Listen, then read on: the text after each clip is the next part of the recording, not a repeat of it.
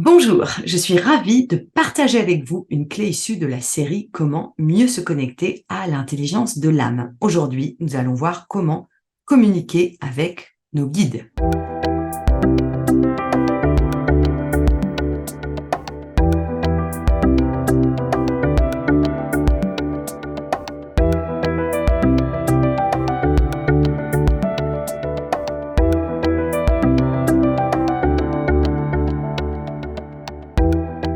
Je suis Céline de Lamberterie, fondatrice du développement naturel, une approche qui aide à donner du sens pour gagner en clarté et en sérénité. J'ai créé un outil qui s'appelle Racine et qui explore 7 types d'intelligence. Ces clés sont issues de mon livre S'ouvrir au développement naturel. La clé de cette vidéo est comment communiquer avec ses guides. Alors, communiquer avec ses guides, c'est-à-dire, il m'arrive de demander à certaines des personnes que j'accompagne si elles ont demandé à leur guide. Alors elles sont surprises.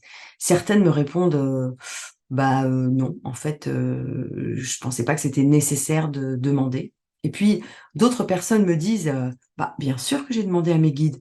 Et pourtant, ça fonctionne pas. Je comprends pas. Hum.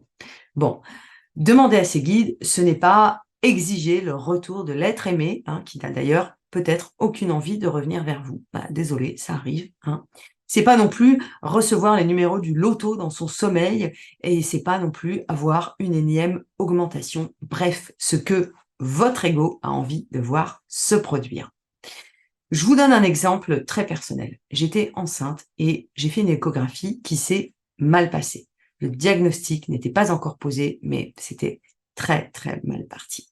Alors j'ai envoyé un message à un ami chaman, j'étais complètement désespérée et je lui ai demandé de m'aider à sauver mon bébé. Et il m'a répondu, ma chère Céline, je ne vais pas demander que ton futur bébé survive, je vais demander que tu reçoives ce que tu as à recevoir et que cela se passe le mieux pour toi.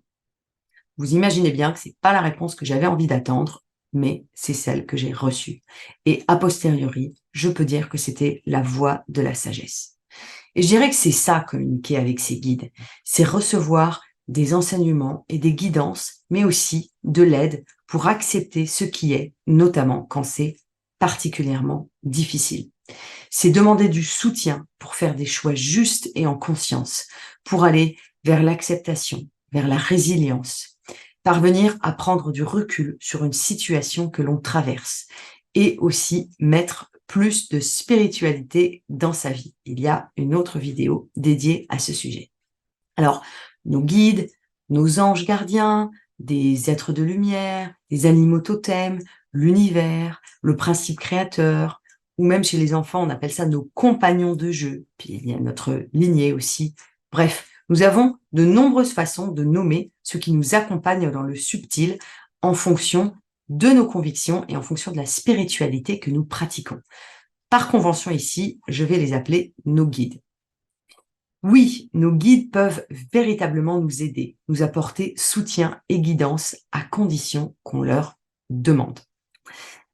Communiquer avec ces guides, c'est d'abord une impulsion intérieure. En effet, en vertu du libre arbitre, les guides n'interviennent que si vous les y invitez. Le libre arbitre, c'est la souveraineté intérieure. Nos guides nous laissent libres de faire des erreurs, de nous planter. C'est un peu comme un parent bienveillant qui nous observe de loin et qui voit que nous allons trébucher, voire que nous fonçons droit dans le mur, mais qui sait aussi que nous avons besoin de cela pour apprendre. Un enfant tombe en moyenne 2000 fois avant de savoir marcher. 2000 fois. Il essaye, il tombe, il recommence et sans relâche, il essaye encore. Et parfois, quand il est un peu fatigué, eh bien, il demande à un parent de le porter un peu. Et quand nous sommes grands, puisque c'est ainsi qu'on appelle les adultes, hein, même si les grandes personnes ne sont pas toujours celles que l'on croit, bref, eh bien, nous continuons à hésiter, à vaciller et à même tomber toute notre vie. Alors, si vous rencontrez quelqu'un qui prétend ne jamais trébucher, méfiez-vous de ce faux mage.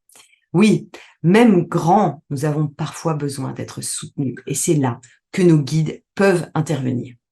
Encore faut-il leur demander, ce qui n'est pas toujours un réflexe habituel dans notre éducation. Vous osez réclamer, vous? Bah non, bien sûr, vous êtes bien élevé, hein, vous n'avez pas été éduqué de la sorte. En tout cas, moi, ça n'a pas été le cas, on ne réclamait pas. Et pourtant, vous avez tout à fait le droit de vouloir communiquer avec vos guides et leur demander de l'aide. Ils sont là pour ça. Pour cela, formulez une demande explicite. Plus claire sera la question, plus claire sera la réponse. Formulez-la dans votre tête ou écrivez, peut-être en mode automatique, spontané, et le fait d'écrire vous permettra ensuite de clarifier et de poser dans la matière. Alors, voici quelques clés pour communiquer avec ces guides. Alors, déjà, eh bien, je vous invite à méditer. En pleine conscience, cohérence cardiaque.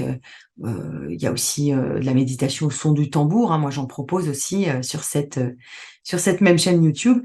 La méditation facilite la disponibilité.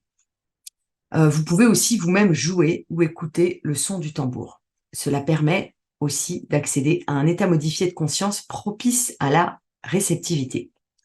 Soyez attentif aux signes et aux synchronicités. Plus vous y prêtez attention, mieux vous percevez le message. Écoutez différemment. En effet, vos guides peuvent communiquer avec vous de façon très surprenante, à travers, par exemple, quelqu'un qui vous raconte une histoire et vous avez l'impression que ça parle de vous. Ou alors, pareil, vous surprenez une conversation d'inconnus, vous avez l'impression qu'on vous parle. Ça peut être aussi une réplique de film, des paroles de chansons à la radio. Voilà, je vous invite aussi à aller dans des lieux à l'énergie particulière. Alors évidemment, c'est pas parce que vous y allez que vous allez forcément recevoir un message, hein. C'est comme quand je propose la méditation de l'intuition en stage. Bah, c'est pas parce que vous vous centrez sur votre troisième œil que vous allez forcément capter une intuition tout de suite, hein. Il n'y a pas de vérité absolue en la matière. Il est aussi possible de recevoir un message dans un métro absolument bondé. Ceci dit, dans un lieu connecté, la probabilité est plus importante que vous puissiez capter quelque chose. Je vous invite aussi à accepter ce qui vient. Si un message ou une information, un début de réponse vous paraît farfelu, ne le réfutez pas en bloc tout de suite. Écrivez-le et lâchez. Et peut-être qu'une clé se présentera à un moment tout à fait inattendu. Et puis, acceptez aussi que cela ne vienne pas. Ce n'est peut-être pas le moment, c'est tout. Alors, communiquer avec ses guides, c'est la nuit aussi. La nuit est très propice à la réception d'informations. Vous faites peut-être partie de ces personnes qui ont une vie active pendant leur sommeil. Moi, c'est mon cas, hein. C'est-à-dire qu'au réveil, vous avez l'impression qu'il s'est passé plein de choses, parfois même plus que pendant votre journée. Oui, il se passe des choses la nuit. Donc, communiquer avec nos guides, recevoir leur aide, processer, transmuter, aller à ce que certains appellent l'école de la nuit, visiter d'autres espaces-temps. Alors avant de dormir, je vous invite à poser une intention. Sur quoi ai-je envie ou besoin de recevoir une guidance, une piste, un éclairage? Et puis, laissez de côté l'intention et abandonnez-vous aux bras de Morphée.